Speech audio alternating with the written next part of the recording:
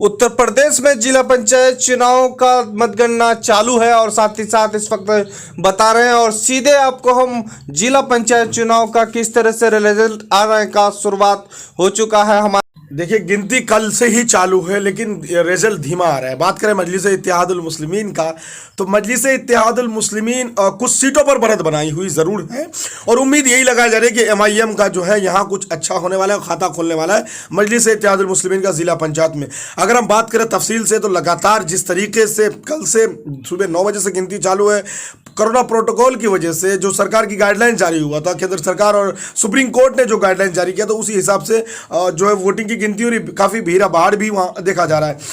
और मजलिस इत्तेहादुल मुस्लिमीन की जो गठबंधन की बात अगर हम करें, उनके अलायंस की बात अगर करें, भागीदारी संकल्प मोर्चा की बात, तो उम्मीद यही जताई जा रही है कि ज़्यादा से ज़्यादा सीटों पर ये लोग कब्जा करने की जो है पूरी कोशिश में लगे हुए हैं।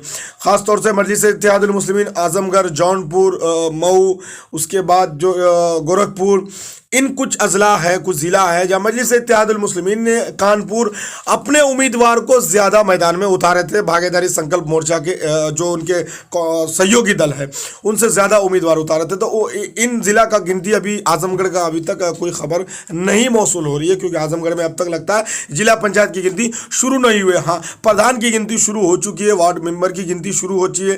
तो खबरें ये आ रही है कि इनको खास तौर से अब तक वहाँ के जो निर्वाचन आयोग है उसको अब तक गौन रखा है, पूरी तरह से रिजल्ट नहीं दे रहा है कि किस पार्टी को कितनी सीटें दी गई है। बार बार RO से बात करने पर या फिर निर्वाचन आयोग से बात करने पर यह कहा जा रहा है कि फाइनल डिसीजन के बाद ही हम जो है रिजल्ट जाहिर कर देंगे। लेकिन ये खबरें जरूर आ रही है कि मजलिस इत्तेहादुल मुस्लिमीन जो है कुछ सीटों पर बढ़त बनाई हुई है जिला पंचायत चुनाव पर और जीतने की उम्मीद भी लगाई जा रही है। और साथ ही साथ हम आपको ये बताने की कोशिश कर रहे हैं कि भागीदारी संकल्प मोर्चा में जितनी भी पार्टियां हैं उन पार्टियों की जो है जीतने की काफ़ी उम्मीद लगाई जा रही है। और एक अच्छा परफॉर्मेंस ये देखने को मिल रहा है कि बहुजन समाजवादी पार्टी से ज़्यादा सीटें कांग्रेस को आ रही है जिला पंचायत चुनाव में। ये बड़ी संकेत है उत्तर प्रदेश की राजनीति में। और वहीं SP भारतीय जनता पार्टी पहले नंबर पर है, क्योंकि 633 सीटों का परिणाम अब तक घोषित हुआ है, अभी भी 2436 सीटों का परिणाम आना बाकी है। उसको लेकर के भारतीय जनता पार्टी 157 पर है और SP 137 ऐसी समथिंग कुछ पर है। तो लगातार जो अपडेट आएंगे हम रूबरू होते रहेंगे। लेकिन मजलिस इत्तेहादुल मुस्लिमीन जिस तरीके से चुनाव के मैदान में उतरी थी, अदर राज्य की बात अगर की जाए, जिस तरह से कल परिणाम आए हैं, अगर वेस्ट बंगाल की बात हम कर देते हैं तो वेस्ट बंगाल में कहीं ना कहीं चुनाव एक तरफा हो गया। इसमें कोई संदेह नहीं है कि भारतीय जनता पार्टी ने पूरी कैबिनेट को उतार दिया था। पूरे देश के जो उनके मंत्री हैं या फिर जो CM है उनके सारे लोगों को उतार दिया था वहां पर बंगाल में। लेकिन जीतने की जो लालसा थी बीजेपी की कि हम 200, 250, 150 सीटों को जीतेंगे, तो वो चीज़ें बंगाल वालों ने नकारा है। ममता बनर्जी के साथ जाना पसंद किया और यही पसंद नहीं हुआ, बल्कि हम एक बात यहाँ और जोड़ना चाहेंगे कि 2011 में जितनी सीटें जीती, 2016 में जितनी सीटें जीती और उसके बाद 2021 में जितनी सीटें जीती, तो ममता बनर्जी की बढ़त है। लेकिन एक चीज़ और बताया, अगर मजलिस इत्तेहादुल मुस्लिमीन का वहाँ खाता नहीं खुला तो मजलिस सिर्फ 7 सीटों में चुनाव लड़े और लगातार मजलिस के साथ हादसा होता रहा। ISF को लेकर के हादसा हुआ, जमीरुल इस्लाम का हादसा हुआ, उम्मीदवारों को हादसा, और उसके साथ साथ चुनावी सभा नहीं करने दिया गया। लेकिन हैरत होगी आपकी, एक पार्टी 30 साल हुक्मरानी करती है बंगाल में लेफ्ट, एक पार्टी 25 साल हुक्मरानी करती है कांग्रेस, और वो पार्टी 0 और 0 में आउट हो जाती है।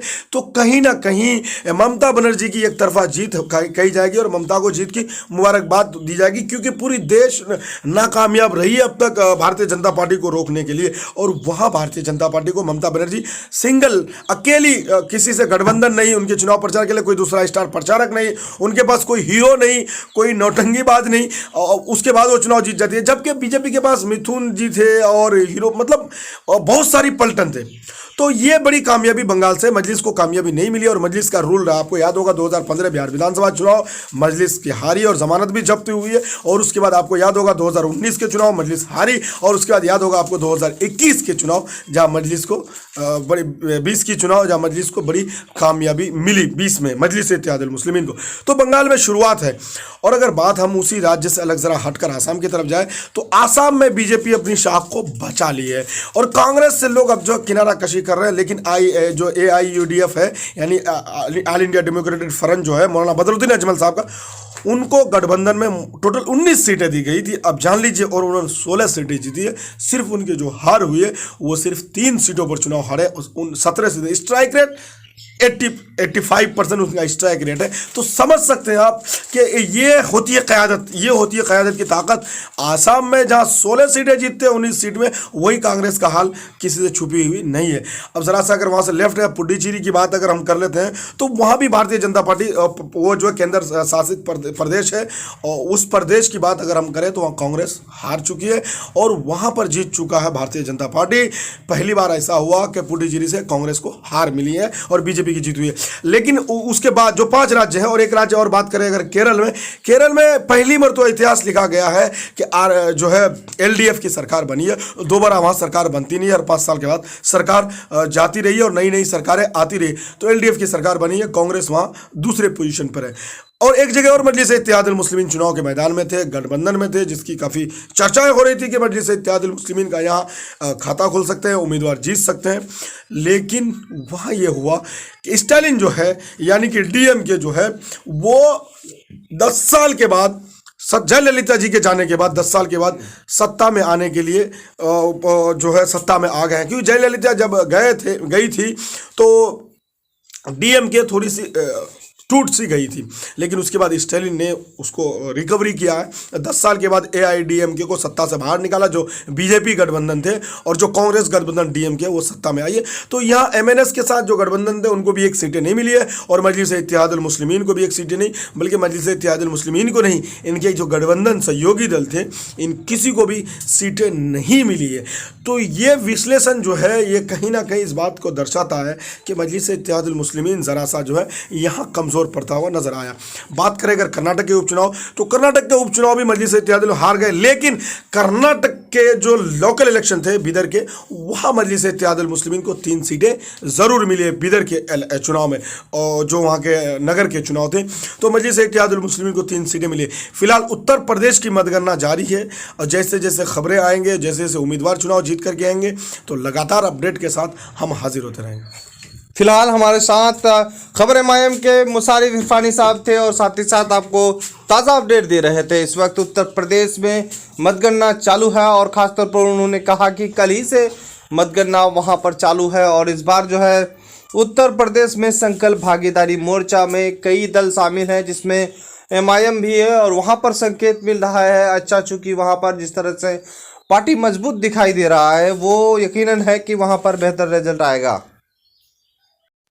बहरहाल जो अपडेट उत्तर प्रदेश का आएगा, जिला पंचायत चुनाव का परिणाम आएगा, उस वक्त सीधे आपको हम दिखाने का प्रयास करेंगे। और साथ ही साथ आपको बता दें, इस वक्त जो है बीदर में मजलिस इत्तेहादुल मुस्लिमीन ने नगर चुनाव से शुरुआत की, वहां पर 3 सीटों पे कामयाब हो गई है।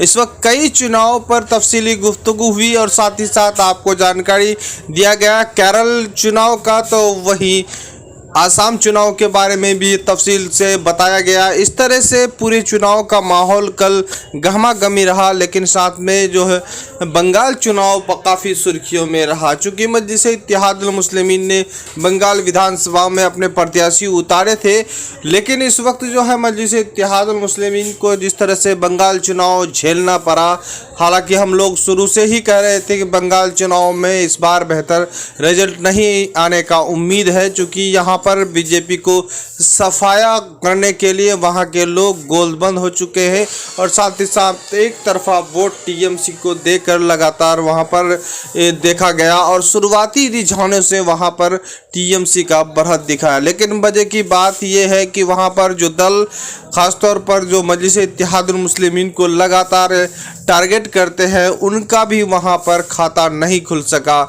जो आप वहां पर जिस तरह से शुरुआती समीकरण था, और ख़ासतौर पर मजलिस का गठबंधन अगर आईएसएफ के साथ होता है कुछ अलग ही रंग होता, लेकिन पीरजादा अब्बास सिद्दीकी को भी झटका लगा है। लेकिन पीरजादा अब्बास सिद्दीकी को जहां पर बताया जा रहा था कि उनका पकड़ 100 सीटों पे है, तो ये सामने में आंकड़ा दिखाई दे रहा है, क्योंकि जनता सबसे बड़ा जो है आंकड़ा को देने वाली है, और जनता ने पीरजादा अब्बास सिद्दीकी को भले ही अपना पीर मान चुके हैं, लेकिन वहाँ पर जो वोट दिया है वहाँ पर बीजेपी को हराने के लिए दिया है। इस वक्त कई चुनाव सुर्खियों में है और फिर हम आपको ताज़ा तरीन रिपोर्ट देंगे उत्तर प्रदेश का, चूँकि मतगणना कल ही से वहां पर है। कोरोना महामारी के वजह से वहां पर अभी उम्मीदवारों का जो जीते हुए हैं उनका अनाउंस नहीं कर रहा है, अपडेट चुनाव आयोग की तरफ से नहीं दिया जा रहा है। फिर आपको हम नेक्स्ट अपडेट में देंगे कि उत्तर प्रदेश में कितनी सीटों पे कामयाब मजलिस हो रहा है। कहीं ना कहीं है कि उत्तर प्रदेश में मजलिस कामयाब होगी और वहाँ पर जो यहाँ पर गम है तो कहीं खुशी ज़रूर मिलेगा। फिर इस वक्त आप द मैसेज न्यूज़ देख रहे हैं। हमारे चैनल में आप नए हैं तो सबसे पहले चैनल को सब्सक्राइब करें, अच्छा लगे तो लाइक करें और दोस्तों को शेयर करें। खुदा हाफिज़।